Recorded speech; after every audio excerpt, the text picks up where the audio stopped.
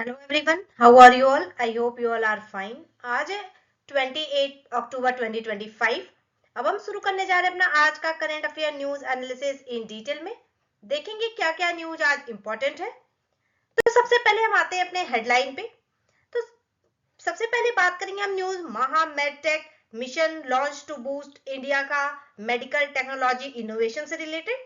इसमें जो इंडिया का मिडटेक सेक्टर है उसका वैल्यूड किया गया $14 बिलियन, जो कि एक्सपेक्टेड है टू रीच $30 बिलियन तक। बात करें अगली न्यूज का तो उसमें हम बात करेंगे एशियान के India partnership strengthen sustainable tourism के बारे में, maritime cooperation and strategic ties के बारे में। जो तैमूर लेस्टे है ज्वाइन किया है ASEAN as a 11th member nation के रूप में। अगली न्यूज हम बात करेंगे Western Ghat biodiversity hotspot faces significant threat need strong conservation. इससे रिलेटेड क्या न्यूज है इसको भी हम डिटेल में एनालाइज करेंगे। अगली न्यूज हम डिस्कस करेंगे Rashtriya Vigyan Puraskar honour India top scientist and innovators के लिए। नेक्स्ट न्यूज है National Biodiversity Authority fund grass root conservation in Maharashtra and Uttar Pradesh में। अगली न्यूज है dark matter comprise 27% of universe govern electric structure. अगली न्यूज हम डिस्कस करेंगे Subansiri lower hydro project begins test run after year के डिले से। अगली न्यूज है Karakoram and Changthang sanctuary boundaries के बारे में, जो कि रेशनलाइज्ड है for conservation and development balance के लिए। अगली न्यूज हम डिस्कस करेंगे वैकुंठ भाई मेहता, जो कि पायनियर है ऑफ कोऑपरेटिव मूवमेंट्स के, इंस्पायर्ड बाय गांधीयन वैल्यू से। अब हम डिस्कस करेंगे फंडिंग अलर्ट, जिसमें महा मेडटेक मिशन के बारे में, a funding call from ANRF ICMR and Gates के फाउंडेशन से। इसको हम डिटेल में एनालाइज करते हैं।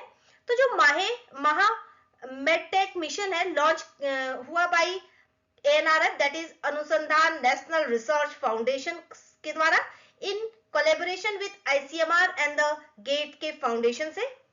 जो एएनआरएफ है वो क्रिएटेड हुआ अंडर द एएनआरएफ एक्ट 2023 का, जो प्रोवाइड करेगा strategic direction to Indian scientific research के लिए। ये जो मिशन है इसका एम है to accelerate innovation in medical technology में, रिड्यूस करेगा reliance on high cost imports पे एंड प्रमोट करेगा equitable access to quality medical devices में। ये ऑफर करेगा milestone linked funding up to 25 crore per project पे and ₹50 crore in special cases में to academic R&D institutions के लिए, जो स्टार्टअप है and MSME hospitals and industry के लिए। ये सपोर्ट करेगा मैकेनिज्म इंक्लूड पेटेंट मित्रा आईपी प्रोटेक्शन, मेडटेक मित्रा रेगुलेटरी हेल्प के लिए and clinical trial network evidence validations के लिए। इसके जो फोकस एरिया वो है innovative medical devices in vitro diagnostics के लिए, high and technologies imaging robotics AI ML platform के लिए, इम्प्लांट्स रेडियोथेरेपीज के लिए एक्सेट्रा। बात करें इंडिया की मेडटेक सेक्टर के बारे में तो वैल्यूड किया गया at $14 billion now and is expected to reach $30 billion by 2030 तक। बात करें सेक्टर बेनिफिट का तो सेक्टर बेनिफिट होगा फ्रॉम गवर्नमेंट के पॉलिसी से, जिसमें पीएलआई स्कीम्स है, पीआरआईपी है, नेशनल मेडिकल डिवाइस पॉलिसी है एंड डिवाइस पार्क्स है। बात करें ANRF in collaboration with ICMR and Gates के फाउंडेशन से तो लॉन्च महा मेडटेक मिशन। ये जो अनुसंधान नेशनल रिसर्च फाउंडेशन ये कोलैबोरेट किया विद आईसीएमआर एंड गेट्स से। ये जो मिशन है वो प्रोवाइड करेगा funding support to wide range of entity, इसमें इंक्लूड है academic and research and developments के लिए, hospital startup MSME medtech industry and collaboration between entities के लिए। अगर हम की ऑब्जेक्टिव्स की बात करें तो ये ड्राइव करेगा public health impact by supporting technologies जो कि एड्रेस करेंगे प्रायोरिटी डिजीज एरिया में एंड एक्सपेंड करेंगे access to safe and high quality cares के लिए। ये इंश्योर करेगा affordability and accessibility by supporting solution that reduce cost and enhance करेगा self reliance and competitiveness by catalysing indigenous medtech development, manufacturing and industry academia collaboration से। इस scope of mission क्या है? तो scheme will cover a broad spectrum of innovative medical devices and in vitro diagnostics का। इसमें include है equipment and key sub components, implement करेगा and assertive and surgical devices भी इंक्लूड है, consumables and software based medical solution भी इसमें है। This may include advance diagnostic imaging and minimally invasive technologies, point of care molecular diagnostic, ये सारे इसमें include हैं। ये इन एडिशन की बात करें तो फंडिंग, ये जो मिशन है प्रोवाइड करेगा enabling support through national initiative such as patent Mitra, जो कि IP protection and technology transfer के लिए है, मेडटेक मित्रा जो कि रेगुलेटरी गाइडलाइन है, गाइडेंस प्रोवाइड करेगा इन क्लियरेंस के लिए, and clinical trial network for clinical validation and evidence generation के लिए, as well as mentorship from industry experts के लिए। अब इस रिलेटेड क्वेश्चन देखें तो पहला है विच एजेंसी लीड बाय द महा मेड टेक मिशन, तो पहला है डीआरडीओ के द्वारा, ऑप्शन बी है एएनआरएफ के द्वारा, ऑप्शन सी है इसरो, ऑप्शन डी है डीएसटी। तो जो करेक्ट आंसर है वो है एएनआरएफ के द्वारा। अब आते अपने सेकंड क्वेश्चन पे, तो what is the mission funding cap पर प्रोजेक्ट, जो कि तो पहला है 5 करोड़, ऑप्शन बी है 15 करोड़, ऑप्शन सी है 25 करोड़, ऑप्शन डी है 50 करोड़। तो जो करेक्ट आंसर है इसका है वो है 25 करोड़। बात करें अपने थर्ड क्वेश्चन का, तो which of the following is not a focus area of mission, तो पहला है AI enabled platform, option B है सैटेलाइट कम्युनिकेशन, ऑप्शन सी है in vitro diagnostics, option D है इमेजिंग टेक्नोलॉजी। तो जो करेक्ट आंसर है वो है satellite communication.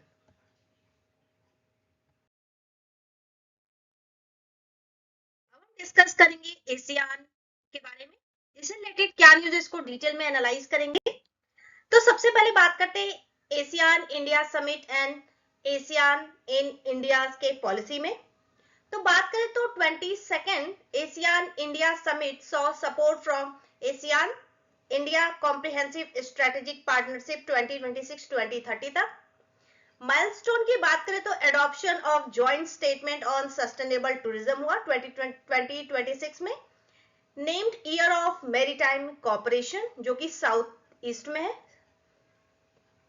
Asian study centre proposed at Nalanda university में, and east Asia summit maritime heritage festival in Gujarat में। बात करें एशियान की, तो स्टैंड करता है सेंट्रल टू इंडिया के इंडो पैसिफिक विजन का एंड एक्ट ईस्ट पॉलिसी में, being a major trade partner, जो कि अप्रोक्सीमेटली $123 बिलियन ट्रेड होता है। एशियान और इंडिया के ट्रेड इन गुड्स के एग्रीमेंट की बात करें तो ये की है फॉर इकोनॉमिक लिंक्स सिंस 2009 से। जो एशियान है ऐड करता है नॉर्थ ईस्ट इंडिया के कनेक्टिविटी का एंड हेल्प करता है टू बैलेंस चाइना के इन्फ्लुएंस का। बात करें एशियान के फ्रेमवर्क का, तो ये हाईलाइट करता है इंडिया के मल्टीलैटरलिज्म फॉरेन पॉलिसी में। एशियान का एस्टेब्लिश हुआ था 1967 में, नाउ हैज 11 मेंबर, इसमें तैमूर लेस्टे ज्वाइन किया है रिसेंटली। बात करें इंडिया एशियान समिट 2025 के बारे में, तो prime minister of India virtually address किए 22nd India ASEAN summit in Kuala Lumpur, reaffirming India's commitment to deepen cooperation in maritime security में, digital inclusion and resilient supply chain में। He also announced that 2026 will create an ASEAN India Year of Maritime Cooperation. बात करें India और ASEAN summit 2025 के बारे में, तो history क्या है ऑफ इंडिया के एशियान कॉपरेशन का, तो अर्ली एंगेजमेंट 1990s में हुआ, जिसमें India formal engagement with ASEAN begin in 1992 में as a sectoral dialogue partner के रूप में, which evolve into a full dialogue partnership in 1996 में। बात करें एक्ट ईस्ट पॉलिसी का, तो इंडिया लुक ईस्ट पॉलिसी 1991 का transition to act east policy 2014 में स्ट्रेंथन किया strategic, economic and cultural integration को। बात करें एशियान समिट का एंड इंस्टीट्यूशनल मैकेनिज्म के बारे में, तो India has been a regular participant in ASEAN summit since 2002 से, and partnership was elevated to comprehensive strategic partnership in 2022 में। जो फ्री ट्रेड एग्रीमेंट 2009 की बात करें, तो ASEAN India FTA in goods and letter services and investment agreement 2015 expanded bilateral economic ties. ये share करते हैं हेरिटेज। मैरीटाइम सिक्योरिटी कॉर्पोरेशन की बात करें तो strategic alignment in the Indo Pacific offer करता है scope for joint patrols, maritime domain awareness and naval exercise का। इकोनॉमिक इंटीग्रेशन की बात करें तो ये रिव्यू करता है AITIGA, जो कि प्रोवाइड करता है अपॉर्चुनिटी इनहेंस करना मार्केट एक्सेस को, रिड्यूस करना non tariff barriers and boost करना रीजनल ट्रेड को। डिजिटल एंड ग्रीन इकोनॉमी की बात करें तो collaboration in digital public infrastructure, renewable energy and green technology drive कर सकता है सस्टेनेबल ग्रोथ को। बात करें कनेक्टिविटी एंड इंफ्रास्ट्रक्चर में, तो प्रोजेक्ट जैसे कि India Myanmar Thailand trilateral highway है and Kaladan multi modal transit corridor strengthen करता है फिजिकल एंड इकोनॉमिकल कनेक्टिविटी को। कल्चरल डिप्लोमेसी की बात करें तो शेयर करते हैं value and heritage, offer avenues for people to people exchange, tourism and education partnership में। इनिशिएटिव टेकन सो फार की बात करें तो एशियान का इंडिया प्लान और एक्शन, जिसमें 2026 से 2030 है, फोकस करता है trade, investment, education, food security and innovation का। एशियान का India trade in good agreement की बात करें तो करंटली अंडर रिव्यू है to increase economic synergy. Maritime corporation की बात करें तो declaration of 2026 as ASEAN India year of maritime corporation ये डीप करेगा oceanic security and blue economy initiative को। ये जो फाइनेंशियल एंड डेवलपमेंट असिस्टेंस है, इसमें इंडिया का 500 crore ASEAN India fund support करेगा connectivity, agriculture and capacity building project को। कल्चरल एंड एजुकेशनल टाइज में की बात करें तो initiative like ASEAN India network of think tank, ICCR scholarship and digital education corporation ये एक्सपेंड करेगा रीजनल के सॉफ्ट पावर एंगेजमेंट को। बट यहाँ पे कुछ चैलेंजेस भी एसोसिएटेड है, तो उसमें ट्रेड इम्बैलेंस, जिसमें जो एशियान अकाउंट करता है 11% of India trade, yet import far outweigh है एक्सपोर्ट से, रिफ्लेक्ट करता है लिमिटेड वैल्यू एडिशन। बात करें slow progress in AITIGA review में, तो प्रोटेक्शनिस्ट जो टेंडेंसी है एंड प्रोसीजरल डिले है हिंडर करता है डीपर इंटीग्रेशन को। चाइना फैक्टर भी एक बहुत बड़ा चैलेंज है, जिसमें एशियान जो इकोनॉमिक डिपेंड करता है ऑन चाइना के पे, जो कि कॉम्प्लिकेट करता है इंडिया के स्ट्रेटेजिक आउटरीच का in the Indo Pacific region में। कनेक्टिविटी बॉटलनेक की बात करें तो delay in the IMT highway and Kaladan project limit करता है इंडिया के लॉजिस्टिकल एडवांटेज को।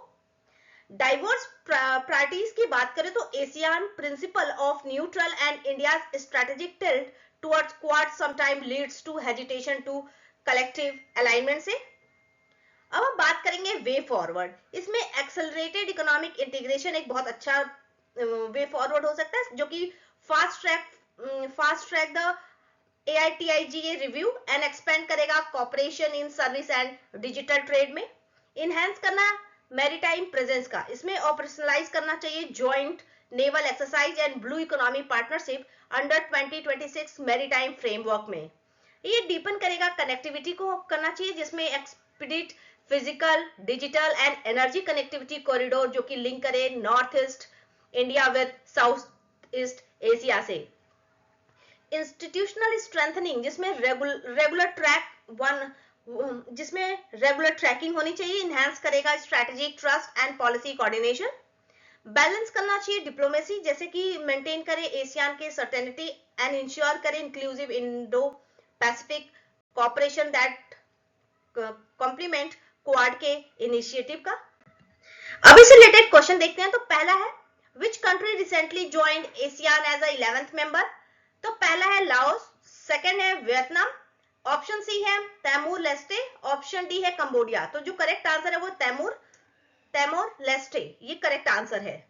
अब आते हैं अपने सेकंड क्वेश्चन पे। तो which region does India develop connectivity with via ACR project? तो पहला ऑप्शन है वेस्टर्न घाट से, ऑप्शन बी है नॉर्थ ईस्ट से, या option C Deccan plateau, option D Lakshadweep से। तो जो करेक्ट आंसर है उसका option B, that is north India से। अब आते हैं अपने थर्ड क्वेश्चन पे। ASEAN India comprehensive strategic partnership run for what period? तो ऑप्शन है पहला 2022 से 2025 तक, ऑप्शन बी 2024 से लेकर 2028 तक, ऑप्शन सी है 2026 से 2030 तक, ऑप्शन डी है 2023 से लेकर 2026 तक। तो जो करेक्ट आंसर है वो 2026 से लेकर 2030 तक का है। अब आते अपने अगले न्यूज पे, जिसमें हम बात करेंगे यूनाइटेड नेशन के कन्वेंशन अगेंस्ट साइबर क्राइम के बारे में। तो वर्ल्ड के first legally binding global treaty on cyber crime adopted by United Nations General Assembly in 2024 में enter into force after 40 rectification के बाद। इसमें जो क्रिमिनलाइज करना साइबर डिपेंडेंट क्राइम, जिसमें मालवेयर एंड रैंसमवेयर है, एंड साइबर इनेबल्ड क्राइम जिसमें online trafficking है, फ्रॉड है, ये सारे भी इंक्लूड है। बात करें, ट्रीटी क्रिएट करता है 24/7 global cooperation network for swift action among nation में। ये पहली ट्रीटी है to criminalize non consensual sharing of intimate images and online child exploitation का। ये सेट करता है international standard for use and sharing of electronic evidences के form में। जो साउथ ईस्ट है एशिया, ये आइडेंटिफाई करता है as a hotbed for organized cyber crime operations के लिए। इससे रिलेटेड क्वेश्चन देखें तो पहला है what trigger the treaty enter into the force? पहला ऑप्शन है यूनाइटेड नेशन के security council rectification, option B है G20 मेंबर एडॉप्शन का, ऑप्शन सी है 40 United Nation member state rectification, या option D all ASEAN member signing. तो जो correct answer है वो है 40 United Nation member state rectification. अब आते हैं अपने सेकंड क्वेश्चन पे। तो which of this is a new criminal offence under convention? तो पहला है डेटा ब्रीच, ऑप्शन बी है online child exploitation, option C है इलीगल माइनिंग, ऑप्शन डी है आइडेंटिटी कार्ड फॉर्जरी। तो करेक्ट आंसर है ऑनलाइन चाइल्ड एक्सप्लॉयटेशन। अब आते हैं अपने थर्ड क्वेश्चन पे। तो which area is not defined as hotbed for cyber crime? तो पहला है south east Asia, option B है साउथ अमेरिका, ऑप्शन सी है वेस्टर्न यूरोप, ऑप्शन डी है नन ऑफ दिस। तो करेक्ट आंसर वेस्टर्न यूरोप। अब हम बात करेंगे कंजर्वेशन ऑफ वेस्टर्न घाट के बारे में। इससे रिलेटेड क्या न्यूज है, इसको हम डिटेल में एनालाइज करेंगे। बात करें वेस्टर्न घाट कंजर्वेशन आउटलुक के बारे में, तो IUCN का world heritage outlook 4 report has categorized the Western Ghat as being a significant concern for conservation. ये this rating highlights major threat जिसमें extensive infrastructure project है, हाइड्रो पावर है, रोड्स है, large scale land conservation for farming and plantation है, human wild life conflict है, invasive species है and climate change effect है। बात करें वेस्टर्न घाट की, तो spinning 1600 kilometre across 6 Indian state में are among earth top biodiversity hotspot and older than the Himalayas. Notably, they influence the Indian monsoon and moderate the peninsula climate से, and vital है for rain interruption and ecological balance के लिए। ये जो reason है host करता है 325 plus globally threaten species, जिसमें नीलगिरी ताहिर इंक्लूड है एंड यूनिक ट्रॉपिकल एवरग्रीन भी इंक्लूड है। बात करें ह्यूमन के एक्टिविटीज से, जैसे कि हाइड्रो पावर एक्सपेंशन हुआ, एग्रीकल्चर का कन्वर्जन हुआ and livestock grazing are fragmenting habitats. Additionally जो थ्रेट है वो है इन्वेसिव स्पीसीज, जिसमें यूकेलिप्टस एंड अकेसिया, ये सारे इन्वेसिव स्पीसीज है, and altitudinal shift by endemic species due to warming. बात करें कंजर्वेशन रिक्वायर करता है स्ट्रिक्टर प्रोटेक्टिव मेजर्स जो कि मिटिगेशन ऑफ इंफ्रास्ट्रक्चर इंपैक्ट करता है and habitat restoration and addressing invasive species की जरूरत है। अब हम बात करते हैं इससे रिलेटेड क्वेश्चन का। तो पहला है IUCN rated the western Ghat conservation outlook as a, पहला ऑप्शन है क्रिटिकल के रूप में, ऑप्शन बी है गुड, ऑप्शन सी है good with some concern, option D है सिग्निफिकेंट कंसर्न। तो जो करेक्ट आंसर है वो है सिग्निफिकेंट कंसर्न। अब आते हैं सेकंड क्वेश्चन पे। तो which plant is an invasive species in the western घाट?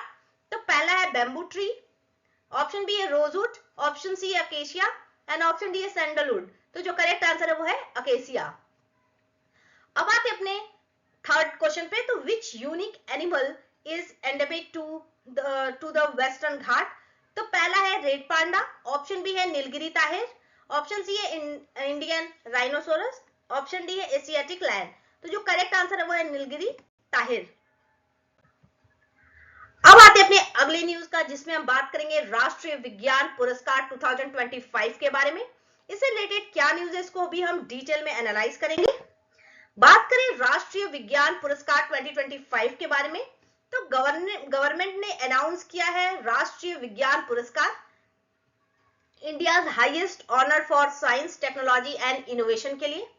ये जो अवार्ड है वो 4 कैटेगरी में होता है, विज्ञान रत्न लाइफ टाइम अचीवमेंट के लिए, विज्ञान श्री डिस्टिंग्विश्ड कंट्रीब्यूशन के लिए, एंड विज्ञान युवा जो कि शांति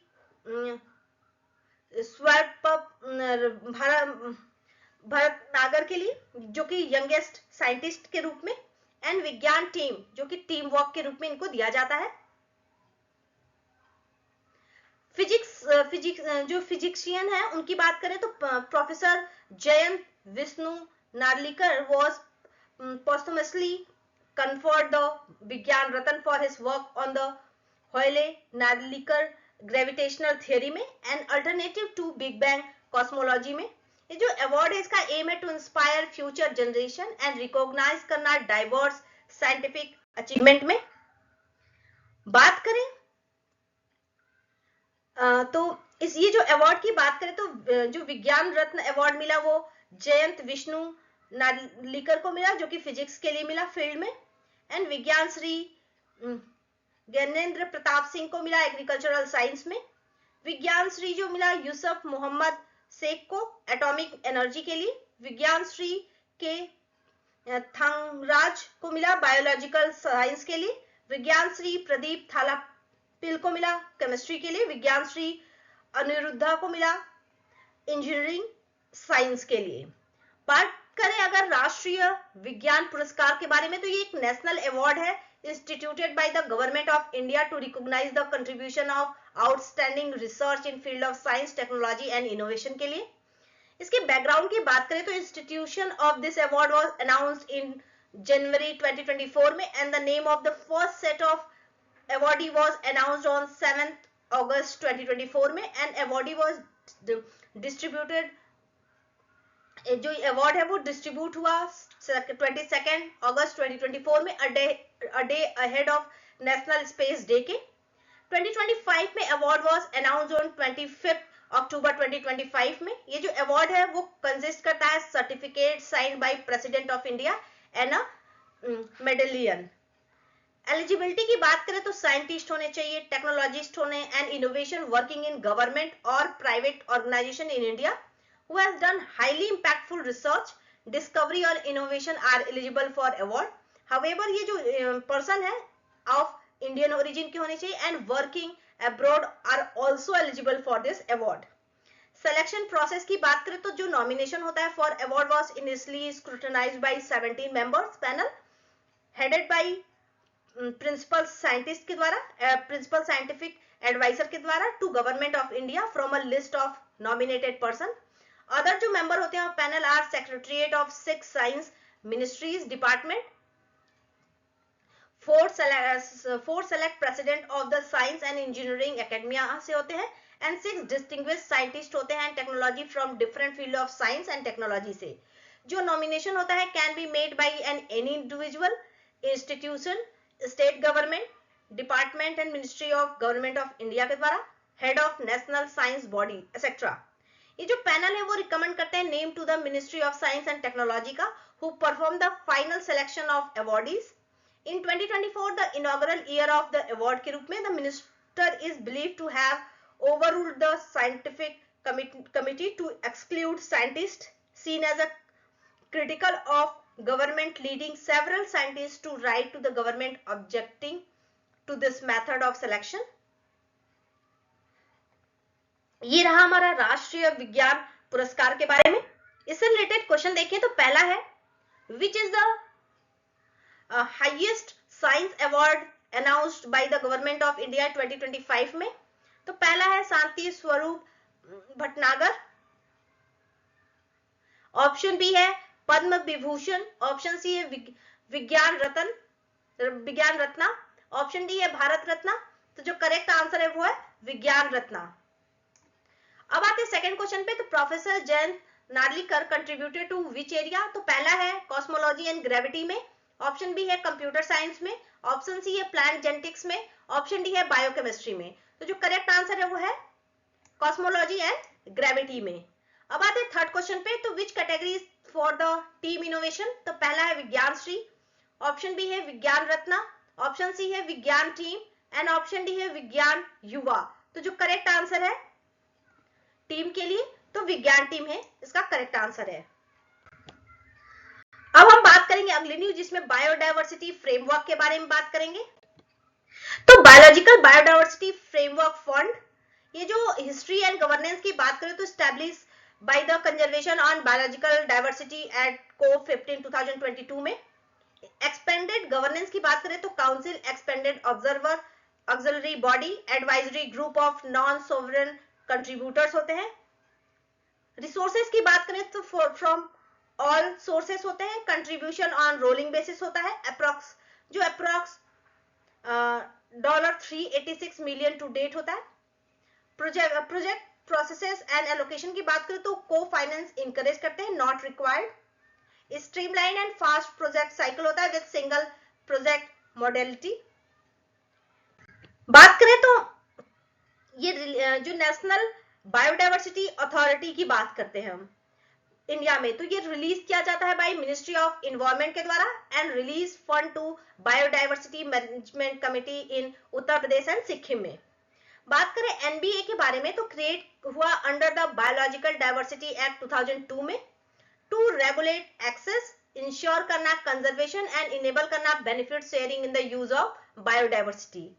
बात करें बीएमसी का तो ऑपरेट होता है at the village level, support करता है by state biodiversity board at the state level पे। जो एनबी है इसका वर्क है to support conservation and sustainable development. ये जो डॉक्यूमेंटेशन है of local bio resources and knowledge protection against bio piracy का। इससे रिलेटेड क्वेश्चन देखते हैं। तो पहला है NBA was established under which law. तो पहला है environmental protection act, option B है forest right act, option C है बायोलॉजिकल डायवर्सिटी एक्ट 2002 का, ऑप्शन डी है वाइल्ड लाइफ प्रोटेक्शन एक्ट। तो इसका जो करेक्ट आंसर है वो ऑप्शन सी है, that is biological diversity act 2002 का। अब आते हैं सेकंड क्वेश्चन पे। तो एनबीए हेडक्वार्टर इज इन, पहला ऑप्शन न्यू दिल्ली में है, ऑप्शन बी चेन्नई में है, ऑप्शन सी कोलकाता में है, ऑप्शन डी पुणे में है। तो जो करेक्ट आंसर है वो है चेन्नई में है। अब आते हैं अपने थर्ड क्वेश्चन पे। तो which group does the NBA support at the grass root level. तो पहला ऑप्शन है biodiversity management committee, option B है Indian forest service, option C है पंचायत समिति, ऑप्शन डी है इन्वायरमेंट एनजीओज। तो जो करेक्ट आंसर है वो है बायोडायवर्सिटी मैनेजमेंट कमिटीज। अब हम बात करेंगे अपने अगली न्यूज जिसमें हम बात करेंगे डार्क मैटर्स के बारे में। इससे रिलेटेड क्या न्यूज को हम डिटेल में एनालाइज करेंगे। बात करें डार्क मैटर इनसाइट के बारे में तो न्यू रिसर्च ने सजेस्ट किया है कि डार्क मैटर में explain the mysterious gamma ray glow at the centre of Milky Way में। ये जो डार्क मैटर है is consider the invisible glue holding the universe together, constituting about 27% of universe mass का। Unlike ordinary mass, it is neither emits, absorb nor reflect lights and only interact gravitationally. Making it under undetectable by direct observation से। ये जो presence है इसका is inferred from gravitational effect on visible matter में, galaxy rotation rates में and cosmic structure में। ये जो डार्क मैटर है is vital for the formation and large scale organisation of galaxy and clusters के लिए। Despite massive research the exact nature and composition जो possibly weakly interacting mass practice है particles है जिसको WIMPs कहते हैं, रिमेन अननोन। अब इससे रिलेटेड क्वेश्चन देखते हैं। तो पहला है what percentage of universe is comprised of dark matter. तो पहला ऑप्शन है 2% का, ऑप्शन बी है 10% का, ऑप्शन सी है 27%, ऑप्शन डी है 75%। तो जो करेक्ट आंसर है वो 27% का है। अब आते हैं अपने सेकंड क्वेश्चन पे। तो which property makes dark matter hard to detect. तो पहला है it emits infrared light, option B है it is electrically charged, option C है it does not interact with electromagnetic forces, option D है it is found only on earth. तो जो correct answer है वो है option C, that is it does not interact with electromagnetic forces. अब आते हैं अपने थर्ड क्वेश्चन पे। तो the presence of dark matter is mainly inferred from, पहला है मैग्नेटिक फील्ड से, ऑप्शन बी है gravitational effect on visible matter पे, ऑप्शन सी है न्यूट्रिनो डिटेक्शन पे, ऑप्शन डी है सोलर रेडिएशन पे। तो जो करेक्ट आंसर है वो है option B, that is gravitational effect on visible matters पे। अब आते हैं अपने अगले न्यूज पे जिसमें हम बात करेंगे lower Subansiri hydro electric project के बारे में। इससे रिलेटेड क्या न्यूज है इसको हम डिटेल में एनालाइज करेंगे। बात करें Subansiri lower hydro electric project के बारे में, HEP के बारे में। तो जो ये सुबानसिरी लोअर HEP है एग्जीक्यूटेड बाय NHPC के द्वारा, has begin test run and is run of river scheme with small pondage on the Subansiri river, अब ब्रह्मपुत्र की ट्रिब्यूटरी है जो located near North Lakhimpur straddling the Arunachal Pradesh Assam border पे। ये जो प्रोजेक्ट है वो significant for local energy generation के लिए एंड रीजनल डेवलपमेंट के लिए। ये जो रन ऑफ रिवर सिस्टम है has limited impact on river ecology compare to large reservoir के, but can still cause social and environmental challenges. बात करें हम Subansiri lower hydro electric project के बारे में, तो ये सिग्निफिकेंट माइलस्टोन है towards completion of 2000 megawatt Subansiri lower hydro electric project located in the Arunachal Pradesh and Assam में and being executed by NHPC limited के द्वारा। ये the construction of dam till the top level of elevation level है जो कि 210 metre है, has been completed in all blocks on June 2023 में। जो NHPC है has informed that more than 19% of total work of the project has already been completed. The construction of all major components including dam, powerhouse and hydromechanical work is fast progressing towards completion में। बात करें अगर on completion of, तो Subansiri lower hydro electric project will generate approximately 7,500 million kilowatt hours of power annually, जो कि 90% dependable year है। जो NHPC है लिमिटेड, ये commenced construction work of Subansiri lower hydro electric project on January 2005 में after obtaining forest clearance on October 12 October 2004 में। However, due to agitation and protest by local stakeholder, ये project का जो construction work है वो stalled from December 2011 to October 2019 पे। इसके बारे में अगर हम क्वेश्चन आंसर देखें तो पहला है Subansiri lower HEP is build on which river. तो पहला ऑप्शन है गंगा पे, ऑप्शन बी है ब्रह्मपुत्र पे, ऑप्शन सी है सुबानसिरी पे, ऑप्शन डी है लोहित पे। तो जो करेक्ट आंसर है वो है सुबानसिरी पे। अब आते हैं अपने सेकंड क्वेश्चन पे। तो the project is executed by, पहला ऑप्शन है एनटीपीसी के द्वारा, ऑप्शन बी है एनएचपीसी के द्वारा, ऑप्शन सी है निपको के द्वारा, ऑप्शन डी है एसजेवीएन के द्वारा। तो जो करेक्ट आंसर है वो है एनएचपीसी के द्वारा। अब आते अपने थर्ड क्वेश्चन पे। तो Subanshu ji, lower HEP lies on the border of, पहला है वेस्ट बंगाल एंड सिक्किम के, ऑप्शन बी है Assam and Arunachal Pradesh, option C Assam and Nagaland, option D है मणिपुर एंड त्रिपुरा। तो जो करेक्ट आंसर है वो है असम एंड अरुणाचल प्रदेश में। अब आते अपने अगले न्यूज पे, जिसमें हम बात करेंगे काराकोरम वाइल्ड लाइफ सेंचुरी के बारे में। तो बात करेंगे Karakoram and Changthang wild life sanctuary Ladakh के बारे में। तो proposal receive to redraw boundaries of Karakoram and Changthang wild life sanctuary in Ladakh. जो काराकोरम वाइल्ड लाइफ सेंचुरी है was established in 1987 in the Karakoram range and host fauna like snow leopard, Himalayan brown bears and बहराल। जो चांगथांग है wild life sanctuary is in the Ladakh plateaus Leh district में and is renowned for high altitude lakes के लिए, जिसमें पेंगोंग तीसो है, तीसो मोरिरी, ये सारे इंक्लूड है। And wild life including snow leopard है, तिब्बतन वाइल्ड लाइफ है एंड क्रेन्स है। Flora include alpine vegetation and medicinal plant. Ecosystem are fragile and home to rare species के लिए, जिसमें any boundary change must consider ecological sensitivity and community needs and conservation priorities के लिए।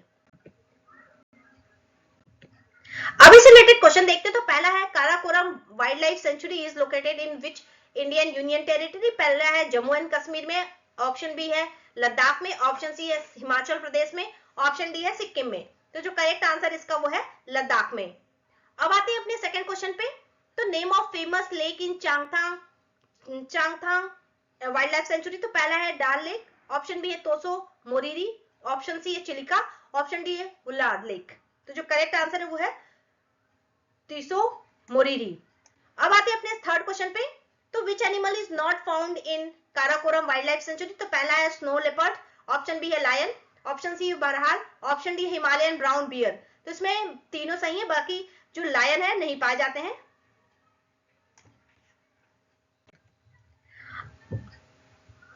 अब हम आते हैं अपने अगले न्यूज में, जिसमें हम बात करेंगे वैकुंठ भाई मेहता के बारे में।